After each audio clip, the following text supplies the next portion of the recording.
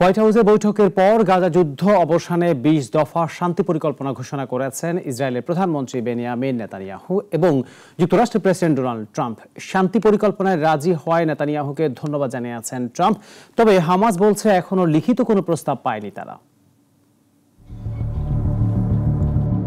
White হাউসে Donald Trump ও Benjamin Netanyahu যৌথভাবে গাজার জন্য ২০ দফা শান্তি পরিকল্পনা ঘোষণা করেছেন।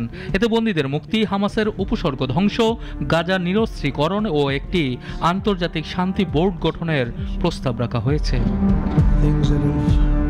মার্কিন প্রেসিডেন্ট ডোনাল্ড ট্রাম্প এবং ইসরায়েলের প্রধানমন্ত্রী বেনিয়ামিন নেতানিয়াহু এক মঞ্চে এসে গাজার যুদ্ধবিরতি ও পরবর্তী স্থিতিশীলতার জন্য ২০ দফা বিশদ পরিকল্পনা দিয়েছেন। ট্রাম্প বলেছেন এটি একটি ঐতিহাসিক দিন। তার দাবি, বহু আন্তর্জাতিক নেতাই এই রূপরেখায় অংশগ্রহণে আগ্রহী। পরিকল্পনা অনুযায়ী প্রথমত যুদ্ধ অবিলম্বে থামাতে হলে হামাসকে ৭২ ঘন্টার মধ্যে ২০ বন্দীকে ফেরত দিতে হবে। বিনিময়ে ইসরায়েল গাজায় মানবিক সহায়তা প্রবেশের পথ খুলবে, পাশাপাশি কিছু ফিলিস্তিনি বন্দীকেও মুক্তি দেবে।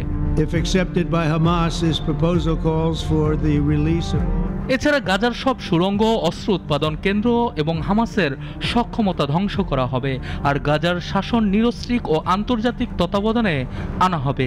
যুদ্ধবিধ্বস্ত এলাকায় ভবিষ্যতে হামাসের কোনো শাসন বা প্রশাসনিক ভূমিকাই থাকবে না। শান্তি বাস্তবায়নের তদারকির জন্য একটি বোর্ড অব পিস গঠনের প্রস্তাব রাখা হয়েছে।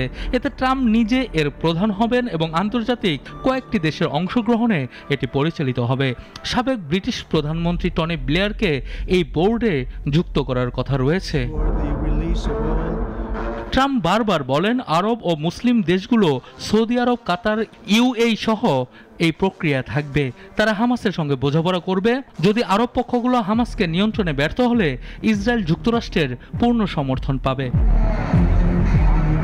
তবে এখনো পরিকল্পনার অনেক দিক চূড়ান্ত হয়নি।